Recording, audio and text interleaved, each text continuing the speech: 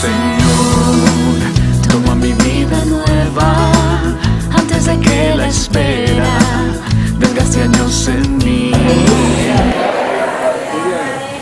Bueno, espero que hayan tenido una excelente semana. Vamos a continuar con nuestra formación.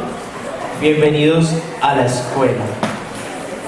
En el nombre del Padre, del Hijo y del Espíritu Santo. Amén. Te damos gracias, Señor, por ser infinitamente bueno y maravilloso con nosotros. Gracias por permitirnos estar aquí en este espacio formativo.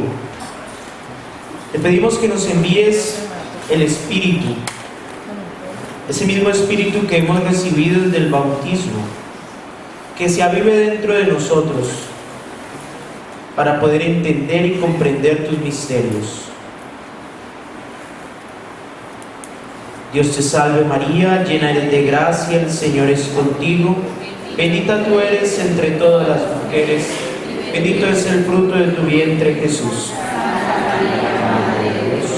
Ruega por nosotros pecadores, ahora y en la hora de nuestra muerte. Amén. En nombre del Padre, del Hijo y del Espíritu Santo. Amén. Bueno.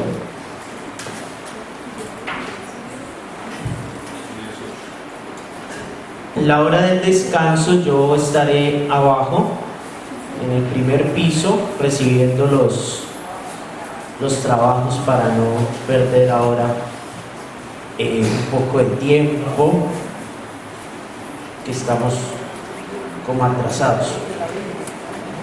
Entonces, antes de continuar con el siguiente tema, yo quiero terminar el tema de la Biblia aclarando 3 punticos que me parecen importantes. El primero es cómo se escribió la Biblia. Pues yo quiero hablar del proceso de la escritura de la Biblia, cómo nació, que ahí ustedes tienen, pues yo la hojita que les pasé fue una síntesis muy concreta, ¿no? Entonces, primero hay que decir de que ocurrió un hecho, después hubo una tradición y finalmente una escritura. Eso hay que entenderlo muy bien, y esto se aplica para todos los libros de la Biblia, absolutamente todos. Este esquema no nos podemos olvidar. A veces pareciera que ya lo tuviéramos claro, a veces pareciera que no es necesario recordarlo, pero cuando nos enfrentamos a textos que no podemos entender, es porque olvidamos esto. Y aún hay libros donde se pueden ver mucho más los niveles en los cuales fue escrito y diferenciar muy bien esto. ¿A qué me refiero con esto? Por ejemplo, trazando la línea del tiempo, ¿cierto? Tenemos aquí el año 0. Más o menos, Jesús vive hasta el año 33, ¿cierto? Después, en los primeros evangelios van a aparecer del año 50 hasta el año 100. Entonces, de aquí a acá tenemos un hecho, el hecho del acontecimiento Cristo. Nació, vivió con nosotros, murió y resucitó. Pero esto que ocurrió aquí no se escribió inmediatamente. Pasó mucho tiempo para que se escribiera este otro tiempo, la tradición. Una tradición oral que se conservó por la memoria. ¿De quién? De los testigos oculares. De estos testigos oculares fueron los que conservaron. Pero como se comenzaron a morir los testigos oculares, hubo la necesidad de conservar el hecho. ¿Y cómo lo conservaron? Por medio de la escritura. Esto lo podemos aplicar a cualquier libro de la Biblia. Entonces, yo quiero que tengan muy presente eso, no se les vaya a olvidar, porque a la hora de enfrentarse ustedes con un texto tienen que entender de que no hubo un biógrafo, no hubo un reportero, no hubo alguien que estuviera redactando una crónica, inmediatamente estaban aconteciendo los hechos. No. Nosotros los entendemos así porque ya la tenemos en nuestras manos, pero no es así. ¿Claro? Entonces, yo sé que parece claro, pero a la hora de aplicarlo de pronto no lo sea. Pero no se olviden de eso. Padre, una pregunta ahí. ¿El Evangelio de Mateo lo escribió directamente Mateo o fue un intermediario? Porque en el caso de Marcos y Lucas no fueron discípulos directos de Jesús. Los únicos discípulos directos fueron Juan y Mateo. Pero entonces Evangelio sí. Lo que pasa es que una cosa son los evangelistas, no, y otra cosa son los apóstoles. Entonces, dentro de los evangelistas metemos a los 4, pero de estos 4 solo 2 eran apóstoles, testigos oculares. Entonces, Lucas aprende de Pablo y aprende de Juan. Él fue a Éfeso, estuvo también con María, él recopila todo y él pone por escrito. Marcos, que fue el primer evangelio en escribirse, no el de Mateo, él coge lo que se llama la fuente Q o Cuel.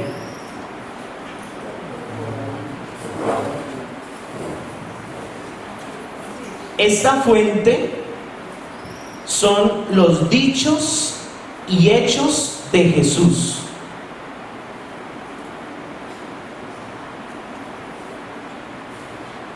Como si alguien se pusiera a recopilar las frases famosas que dice alguien, los grandes acontecimientos, pero simplemente es una recopilación. No es un texto coherente, escrito pues así de corrido, no. Estos son la fuente Cuel o la fuente Cuel. Se le ha llamado a la recopilación de esos primeros pequeños escritos que se encuentran de Jesús. Y es así como de aquí, más lo que Marcos recibe de Pedro, es como finalmente se termina escribiendo su evangelio. Ahora, Mateo fue testigo ocular, pero Mateo, yo creo que al ser publicano, recaudador de impuestos, él no tenía 20 añitos cuando Jesús lo llamó. Y si decimos que el primer evangelio fue Marcos en el año 50, Mateo va apareciendo hacia el año 80-90. O sea que por cronología, descartado de que él haya escrito todo el evangelio. Pero sí inició una corriente en una comunidad concreta que fue la que él comenzó a instruir. Cada evangelio es fruto de una comunidad que el evangelista comienza a instruir. Eso sí es claro. Por eso cada evangelio tiene unos matices distintos. Como ya les decía, ¿no? Marcos fue escrito en Roma para los judíos que estaban allá. Lucas es más para los gentiles. Juan escribe en el tiempo de del signo de Yamnia, cuando expulsan a los cristianos de las sinagogas, y ya al final del año, por allá en el año 100, cuando comienzan a aparecer las herejías gnósticas y todo eso. Entonces, todo esto va condicionando el Evangelio, el Evangelio no, va condicionando la escritura del Evangelio, ¿cierto? Entonces, finalmente, ¿qué se entiende? Que hubo un iniciador, ¿cierto? Este iniciador formó la comunidad como ustedes, ¿no? Ahorita me reciben a mí todo lo que yo les estoy enseñando. Pero cuando vean que yo ya me voy a morir, entonces ustedes, no, es lo que nos dijo él, era valioso, escribámoslo. Entonces recopilan las hojitas que yo les he dado, pero ahí no está todo lo que yo dije. Entonces comienzan a formar algo más coherente, a manera de libro o a manera de evangelio, como lo tenemos nosotros. Hay un aspecto importante también, y es el motivo por el cual se escribió cada evangelio. En caso por ejemplo, cuando las grandes presentaciones al principio, año 70 más o menos de nuestra era, cuando el incendio de Roma, las grandes presentaciones fueron las que motivaron al evangelio a Lucas. Y él, como historiador que era, porque él era muy fanático de un historiador. Por eso dice, después de haber leído y recopilado las motivaciones enfocadas hacia soporte, porque eso es casi que necesario para que pueda. Primero hay que sufrir, padecer, necesidad, tenga fe. Después la motivación también hace que lo suyo quede coherente con el sobre la verdad está.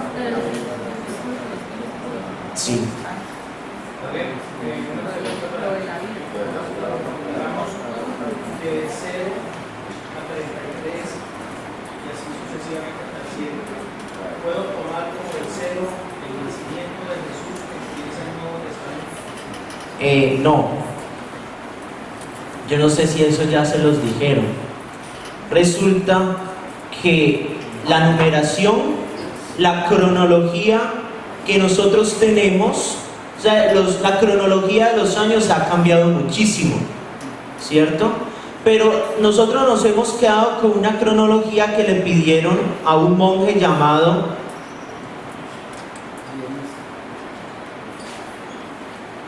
Dionisio, creo que escribe así, el Exiguo.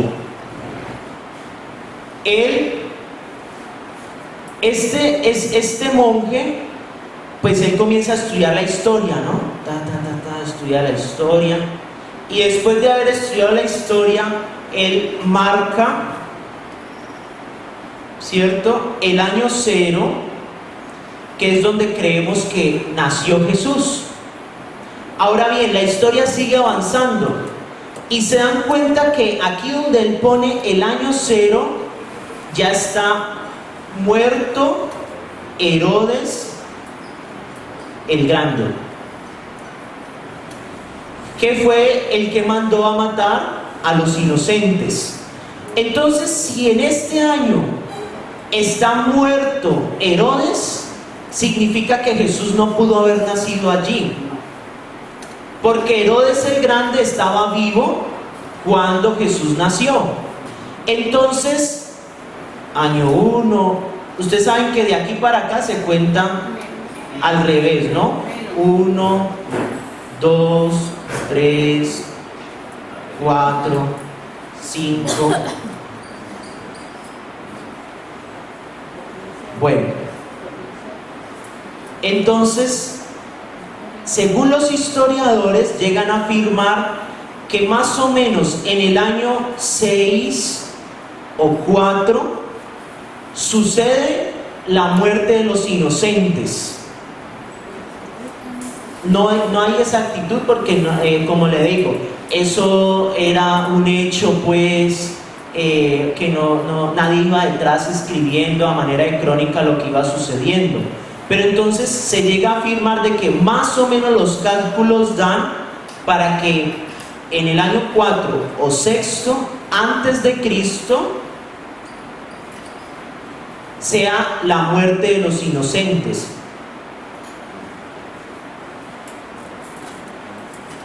Esto quiere decir que si en este año se da la muerte de los inocentes, Jesús no nació aquí, sino probablemente 4 o 6 antes de Cristo. Pero sí tenemos claro de que la muerte de Jesús fue más o menos en el año 33, más o menos, porque como les digo, la historia cada rato, cada emperador ponía a alguien a marcar cronológicamente los años. Entonces eso nos quiere decir que Jesús, cuando muere, realmente tenía alrededor de 37 años. No, que se dice que la edad de Cristo 33. Pero ¿por qué nos hemos quedado ya con eso? Porque se volvió un imaginario colectivo, como cuando yo les explicaba lo de el querer perpetuo, ¿no? Vaya al matadero. ¿Dónde es el matadero? No, el matadero es el nuevo Confandi El Prado, pero antes se conocía como el matadero, y entonces se quedó en el imaginario colectivo el matadero, o el antiguo matadero. Eso ha pasado. Entonces, pero eso no afecta nada, porque sí tenemos claro de que la vida de Jesús, la vida pública de Jesús, por los evangelios, son 3 años. 3 años. Eso sí es cierto. 3 años son los años de la vida pública de Jesús. ¿Alguien levantó la mano?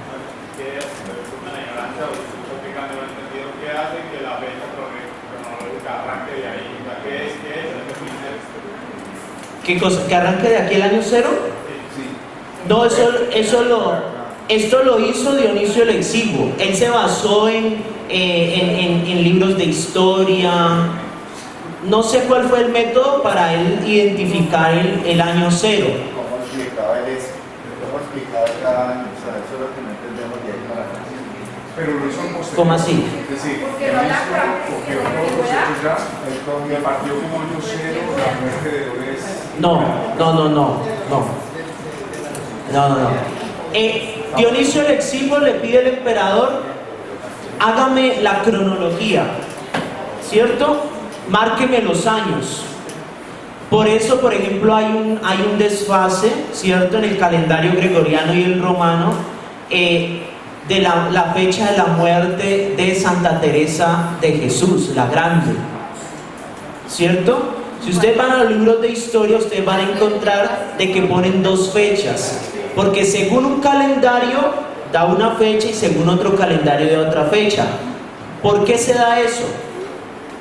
Porque Gregorio y Julio, emperadores de las épocas, cada uno pidió hacer la cronología, porque como ellos decían, el mundo existe desde que yo soy emperador, entonces aquí tiene que marcarse el año.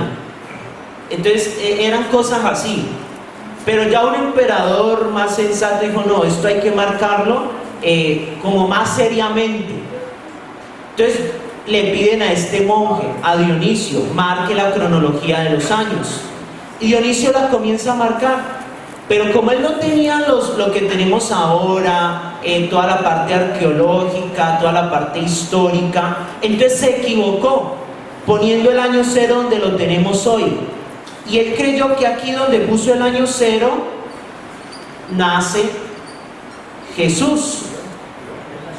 Pero él obvió este dato histórico, no lo conocía. ¿Qué lo conocemos ahora? Que en el año 0 muere Herodes el Grande. Por lo tanto, no concuerda si Herodes fue el que mandó a matar a los niños, estaba vivo cuando nace Jesús. Y si aquí lo ponen muerto, entonces investiguemos dónde estaba vivo y cuándo fue la muerte de los inocentes. Entonces descubren que es más atrás, alrededor del año 4 antes de Cristo o el año 6 antes de Cristo. Y eso es lo que nos da lo que yo les estoy diciendo ahora. Entonces, ¿a partir de qué año consideramos o podemos dar entendido que inicia el Nuevo Testamento? Testamento después de Cristo, a partir de qué? Si tenemos en cuenta de que el Nuevo Testamento comienza con el nacimiento de Jesús, ¿cierto? Entonces no es a partir del año 0, sino del año 4 o 6 antes de Cristo. Desde el nacimiento. Sí. Esa fue la motivación, solo que la ubicó mal, porque no tuvo en cuenta este dato histórico, que no lo conocía porque le quedaba difícil, porque no tenía todo el aparato tecnológico para llegar pues a esta... Y estaríamos en cualquier conclusión, nació a raíz del establecimiento del calendario juliano. Juliano, sí. Está el calendario gregoriano y el calendario juliano, que se llaman así por los dos emperadores, Gregorio y Julio. Pero todavía se manejan en algunas cosas. ¿Qué? ¿El calendario gregoriano se maneja en la iglesia para algo? No, nosotros manejamos el calendario de ahora, el de ahora, que nos vemos afectados por esto. Entonces, a raíz de este desfase hay que sumarle entonces al 2016 4 años más o 6 años más, pero eso no lo sabemos a ciencia cierta.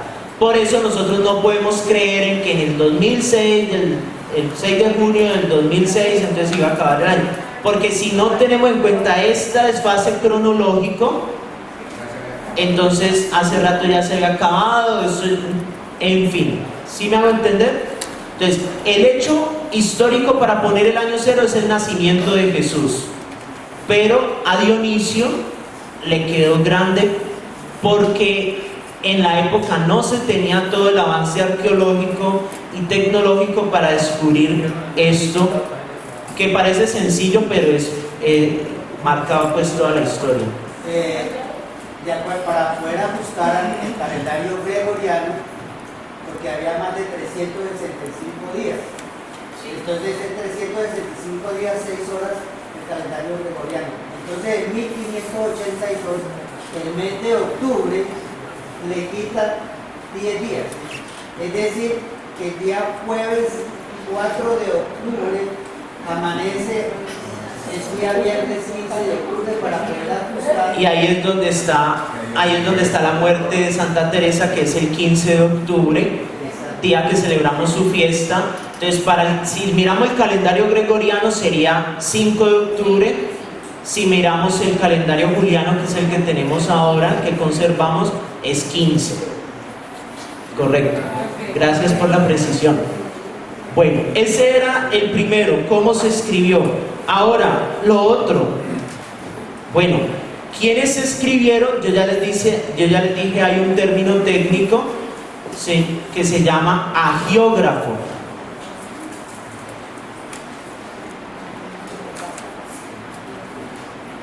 Los agiógrafos son los autores sagrados, los que escribieron, es el término técnico para designar autor sagrado.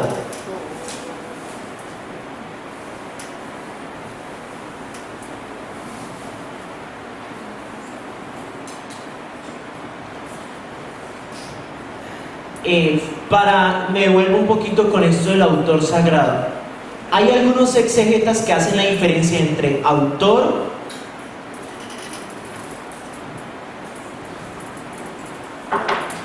escritor y redactor. El autor es el que da origen al pensamiento, a la corriente, ¿cierto? Por ejemplo, hablamos de autores sagrados por ejemplo, los 4 evangelistas, ¿cierto? Lo que estamos hablando ahora, Mateo, Marcos, Lucas y Juan. Ellos son autores. Se llega a pensar de que hubo de pronto un escritor, ¿cierto? Que a veces coincide con el autor. Él comenzó a escribir algo. Otras veces no coincide, porque por ejemplo con profeta Jeremías, si no me equivoco, su escritor era Baruch. Entonces, el autor sagrado, que es el profeta, tenía un secretario que le escribía. Y finalmente, algunos hacen la otra diferencia del redactor final, que hay una persona que ya de la comunidad, cuando ya no existía, redactó el documento final, que es el que tenemos hoy.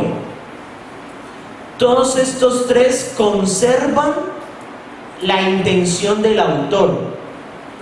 ¿Y cómo la conservan? Pues porque todo esto es obra del Espíritu Santo.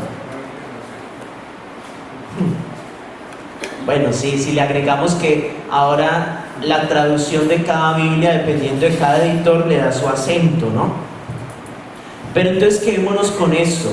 El autor sagrado es aquel que Dios elige, coge, inspira, da origen a un pensamiento, a una comunidad, fue el testigo ocular, pero se valió algunas veces de un escritor y finalmente siempre hubo un redactor final. El escritor a veces no lo hubo, a veces sí lo hubo. ¿Quién hacía las veces de escritor cuando no había escritor? El mismo autor, ¿cierto? Por ejemplo, si nosotros nos vamos concretamente al Evangelio de Marcos, o bueno, de Lucas también, los autores serían Pablo, Juan, la Virgen María, ¿cierto? Lucas sería como el escritor, y seguramente yo creo que de pronto él alcanzó a comenzar a redactar, o hubo otro que hizo la redacción final. ¿Sí me hago entender? Bueno, entonces hay un autor que le da origen al pensamiento, a la comunidad cristiana.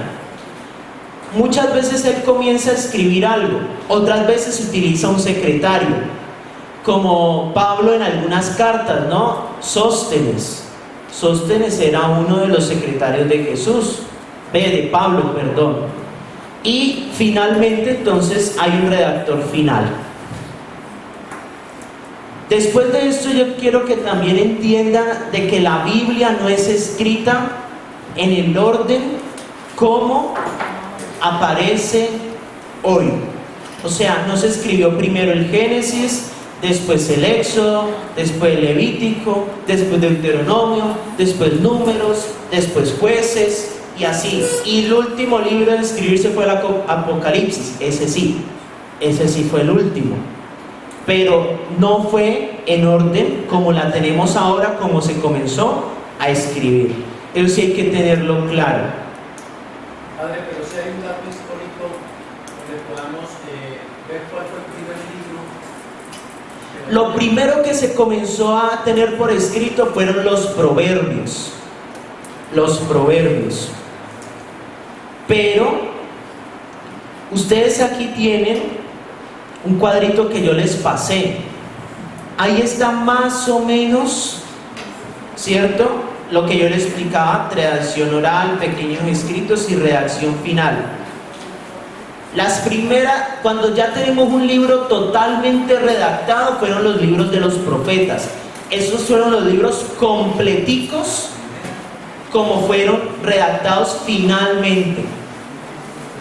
Pero antes de tener un libro totalmente redactado, aparecían pequeños escritos que eran los sapienciales.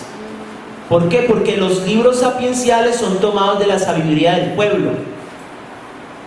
Entonces, por eso esos fueron los pequeños escritos que comenzamos a tener de la Biblia.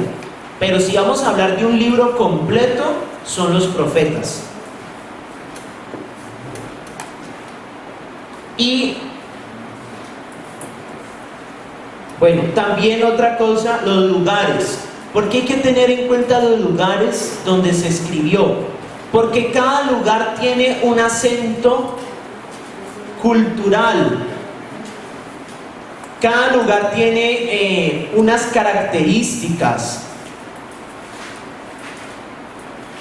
No es lo mismo escribir en Roma que escribir en la Palestina, o que escribir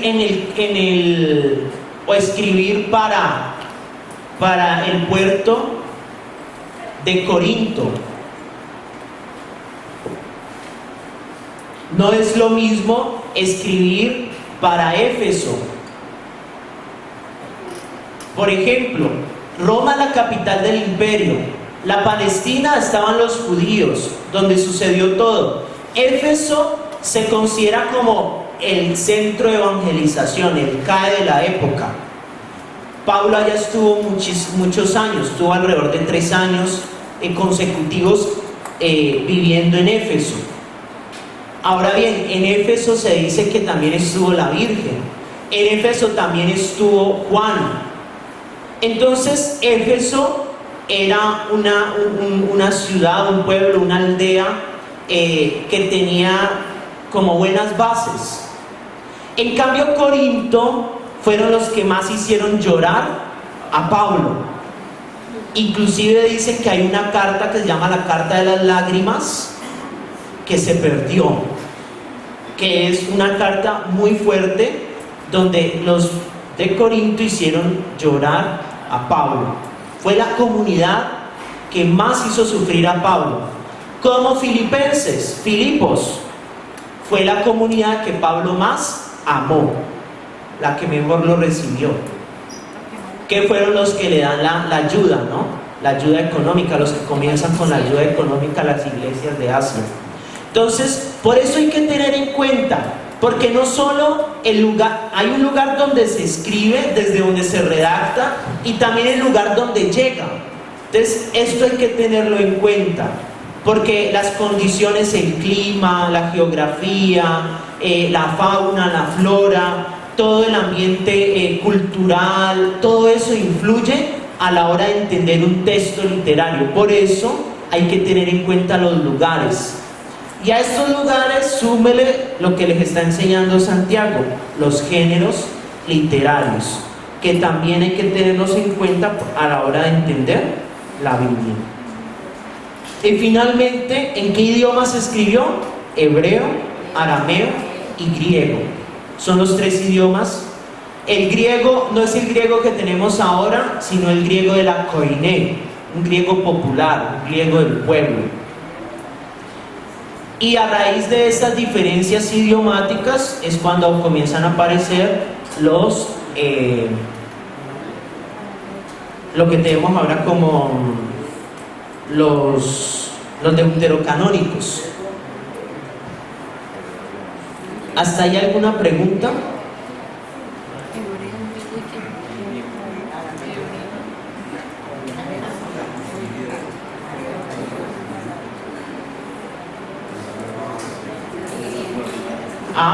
Pues porque me quedan más fácil los ejemplos, a mí, primero. Segundo, porque pues es la vida de Jesús, ¿no? Lo que nos marcó, el acontecimiento Cristo. Pero esto también se puede aplicar al antiguo, ¿no? No es lo mismo un texto escrito, por ejemplo, los primeros textos de los profetas antes del exilio de Asiria o después del exilio de Babilonia. Y después del exilio de Babilonia, cuando en el momento en que ya aparecen, por ejemplo, el primer relato. Ustedes saben que en Génesis hay 2 relatos de la creación, ¿sí saben? Capítulo 1 y capítulo 2. El primero no es el primero, el primero es el segundo. Se escribió primero, el primer relato que se escribió de la creación fue el del capítulo 2. Entonces presentan a un Dios agricultor, a un Dios alfarero, a un Dios cercano. ¿Sí lo ven? Porque dice, cogió el barro, lo formó al hombre, se paseaba por el jardín, todo. Esas son las características de ese Dios. Cuando ellos van al destierro de Babilonia, se encuentran, ellos decían, no, el templo de Jerusalén era la construcción más grande. Y es como cuando uno sale de Colombia, ¿cierto? Y solo ha ido a Bogotá, a la Torre Colpatria, y dice, este es el edificio más grande, Dios mío. Y después usted va a Estados Unidos y se encuentra con unos edificios más grandes que la Torre Colpatria. Eso les pasó a los judíos cuando fueron desterrados a Babilonia. Llegan a Babilonia y se encuentran con grandes construcciones, se encuentran con mitos de dioses poderosos, y entonces, y nuestro Dios es un Dios ahí pichurrito, no, pues, ¿qué vamos a hacer? Entonces se inspira el primer relato de la creación en eso, presentando un Dios poderoso, que con solo hablar ya suceden las cosas, que un Dios ordenado, manera cronológica. Entonces, si ven cómo condicionan los lugares, la cultura, el mismo hecho histórico, y así podemos seguir. No son los mismos los escritos antes del destierro de Babilonia que los escritos del Antiguo Testamento después del destierro de Babilonia. ¿Por qué hablo del destierro de Babilonia? Porque fue el más fuerte, pero también hubo el destierro persa antes, y antes de ese el destierro asirio, que Ciro, rey de Persia, era el que consideraban como el Mesías, ¿no? Y después viene el destierro de Babilonia, entonces, Dios mío, no, se acabó esto. Bueno. Una pregunta ahí. ¿Por qué en el primer capítulo de Génesis habla siempre de Dios, y en el segundo capítulo, de ahí en adelante, sigue siendo Yahvé, el Señor Dios? O sea, ¿por qué ya cambia? Porque no sigue siendo Dios solamente. No, sigue siendo Dios.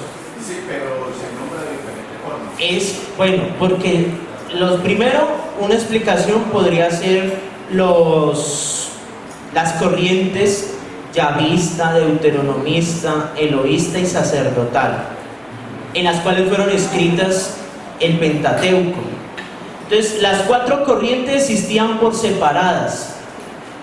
Después llegó alguien que conocía todas estas y comenzó a trenzarlas, hasta ponerlas, porque él decía, esto me parece que va aquí de primero, pero esto que está aquí me parece que va de segundo, esto va de tercero, esto de cuarto. Entonces comenzó a armar y comenzó a ponerlo en orden cronológico, lo que yo les decía, eso es del redactor final, y une todas las corrientes, pero él tiene que ser fiel al texto original, él no le puede cambiar. Cada corriente le llamaba a Dios de un nombre, ¿no? Los eloístas, Elohim; los yavistas, Yahvé, ¿cierto? Entonces, esa es la explicación. Bueno, no siendo más, yo termino. Pues ya después aparece lo de la inspiración, la revelación, que ya los he explicado, y el canon bíblico, que son las reglas con las cuales se considera un texto inspirado, ¿no? Entonces, el canon fueron las reglas que la iglesia comenzó a determinar para saber si un texto era inspirado o no. Por ejemplo, dentro de esas reglas encontramos el autor, que el autor sea un autor sagrado. O sea, el autor sagrado tiene que ser un testigo ocular o un personaje famoso, por decirlo así. Entonces, si aparece un libro escrito por Pepito Pérez, que no sabemos quién fue en la época de Jesús, pues ya vamos a decir, no, este libro no es inspirado. Tiene que tener el nombre de uno de los apóstoles o algún personaje famoso, por decirlo así, o importante de la época. Otro, el uso litúrgico, el uso en la asamblea litúrgica, que el texto se use, se tenga del dato histórico de que se usaba en la asamblea litúrgica. Otro es la coherencia con todo la Biblia, no solo con el Nuevo Testamento, sino también con el Antiguo Testamento, que no se vaya a contradecir. La ortodoxia, que el libro sea fiel a la doctrina de la iglesia. Por ejemplo, hay libros apócrifos, unos que descartan la humanidad de Jesús y otros que descartan la divinidad, ¿cierto? Entonces no, hay que tener una ortodoxia. Esas son las reglas a grandes rasgos, ¿cierto?, que uno puede tener para saber si un libro es inspirado o no. Y por eso entonces la iglesia saca la lista del canon. El canon del Antiguo Testamento se basa porque los judíos ya lo aceptaban. Entonces la iglesia dice, si estos ya son aceptados por los judíos, entonces yo acepto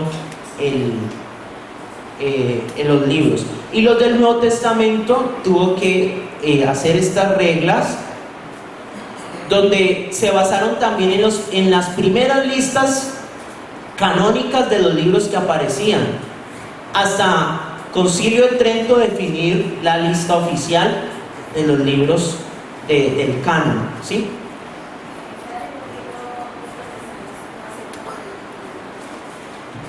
Entonces, ahí está. El canon viene regla, ¿no? Entonces, los judíos hicieron un primer canon. Y en este canon dijeron, aquí solo van a caber los libros escritos en hebreo y en arameo. Y aquí solo cabían los libros. Después los judíos hicieron otro canon. Y entonces dijeron, aquí no solo van a caber los de hebreo, los de arameo, sino también los de griego. Porque el Antiguo Testamento se comenzó a escribir en griego por los destierros. ¿Qué pasó con los destierros? Ellos los sacaron y les tocó aprender griego a la fuerza, porque donde los llevaban hablaban griego. Ahora bien, sus hijos comenzaron a nacer hablando griego, y si les llevaban el hebreo o el arameo no entendían, entonces había que traducir los textos al griego. Y más aún, no solo se comenzaron a traducir textos al griego, sino que también Dios comenzó a inspirar a personas que hablaban solo griego para escribir textos. Y entonces así fue como el judío aceptó los libros escritos en griego como inspirados. Y es allí cuando sale la famosa Biblia de los 70, o llamada Septuaginta, que traduce por los 70 sabios que tradujeron la Biblia. 70 personas traducen la Biblia que se tenía hasta la época, o sea, el Antiguo Testamento. Dice por las investigaciones que en la época de Jesús la Biblia que se leía era la Septuaginta, que Pablo leyó la Septuaginta. Si ellos la leyeron y la aceptaron, ¿por qué nosotros no la vamos a aceptar? Entonces, ese es el argumento para aceptar esto. Dentro de este segundo canon hay unos libros que quedan dentro, que aquí están por fuera. Entonces, esos son los deuterocanónicos. Deutero, segundo, canónico, regla. O sea, después de la segunda regla, fueron aceptados otros libros. Y ahí es donde nosotros los aceptamos, porque Jesús, los apóstoles, Pablo, todos ellos leyeron la Septuaginta, por lo tanto aceptaban los deuterocanónicos. Bueno, hasta ahí. ¿Pregunta más? ¿Más preguntas?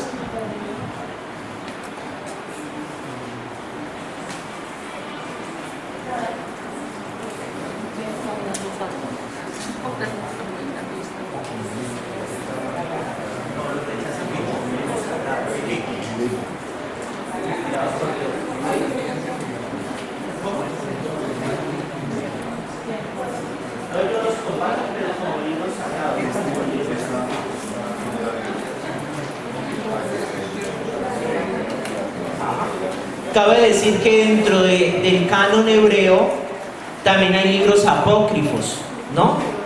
Por ejemplo, está el libro de Enoch, es un libro apócrifo, que lo citan los apócrifos del Nuevo Testamento. Entonces es otra razón para decir, bueno, si los judíos no aceptan estos apócrifos y este apócrifo nuestro tampoco lo aceptamos nosotros, y más aún cita esos libros, entonces nosotros no los consideramos pues inspirados. Digamos, si uno lee una Biblia como la de Jerusalén o la Biblia del pueblo, Ajá. los libros tienen un orden como tal, pero si uno va a la Dios habla hoy, siempre tiene los deuterocanónicos al final y el orden de los libros cambia. Porque es que la Dios habla hoy, que es una Biblia buena para comenzar, pero no buena para ustedes que ya están teniendo estudios más avanzados. Por eso quisiera de que nadie aquí tuviera la Biblia Dios habla hoy, o si la tiene, la tenga a manera espiritual, no a manera de estudio estructurado.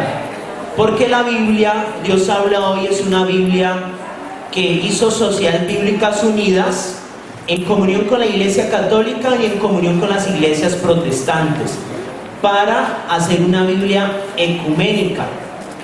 Entonces un protestante se puede acercar a esta Biblia y sabe que llega hasta donde comienzan los deuterocanónicos, no lee los deuterocanónicos y sigue al Nuevo Testamento. Nosotros leemos de largo todo, pero nosotros deberíamos de tener o la Biblia de Jerusalén, o la Biblia de nuestro pueblo, la de Shekel, o la Biblia de América, o en su defecto la Biblia latinoamericana. Esa hace parte de la latinoamericana, de la versión latinoamericana. Entonces, la de Jerusalén tiene buena traducción y los comentarios son muy exegéticos, o sea, es nivel alto. La de nuestro pueblo, su traducción no es tan fiel como la de Jerusalén, pero es buena y tiene también buenos comentarios. La de América no tiene buena traducción, porque lo que hace la Biblia de América es traducir al lenguaje nuestro, al lenguaje de América. Entonces se pierden a veces algunos modismos judíos, hebreos, semitas, que son importantes tener en cuenta. Y ella sí tiene buenos comentarios, muy buenos, pero la traducción no es tan buena. Y ya la latinoamericana, pues es casi lo mismo de la de América, solo que ya sus comentarios no son tan buenos como la de América. Entonces eso, y la del joven, pues es para jóvenes, ¿no? O sea, tiene un lenguaje juvenil, tiene comentarios para jóvenes, pero no así a manera de estudio personal. De la de nuestro pueblo, la de Shekel, yo sí les puedo decir de que ustedes van a la parte sapiencial y van a encontrar las mejores traducciones y los mejores comentarios, porque Shekel se especializó en salmos y en toda la literatura sapiencial. La de Shekel, que la primera que él sacó es la del peregrino, y la que se ha hecho para nosotros es la de nuestro pueblo.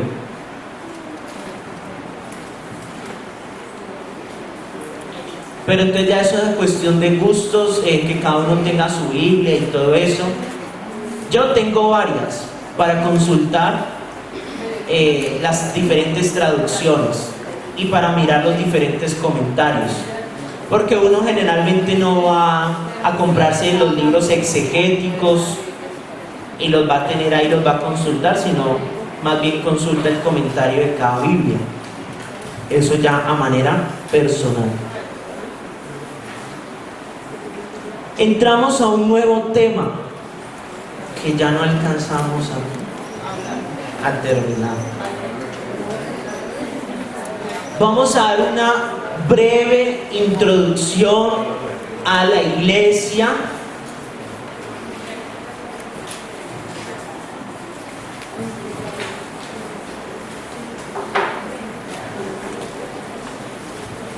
Es decir, vamos a hablar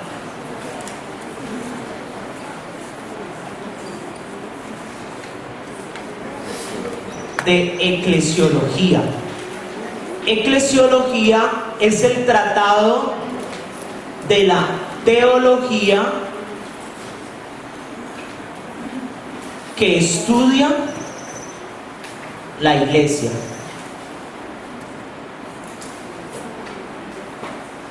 Dentro de la teología hay varios tratados, ¿no? Tenemos el tratado de Trinidad,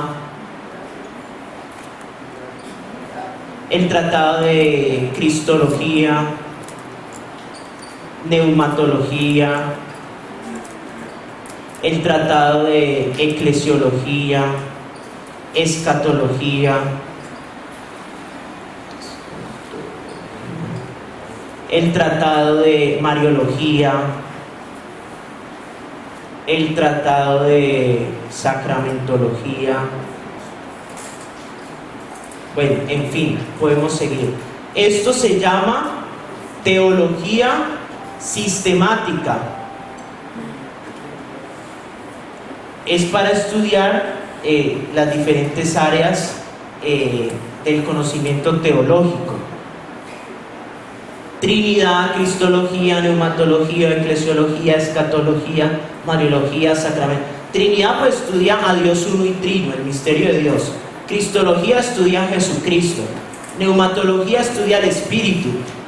Eclesiología estudia a la Iglesia.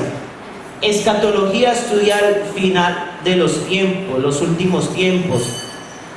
Mariología estudia a María. Sacramentología estudia los sacramentos.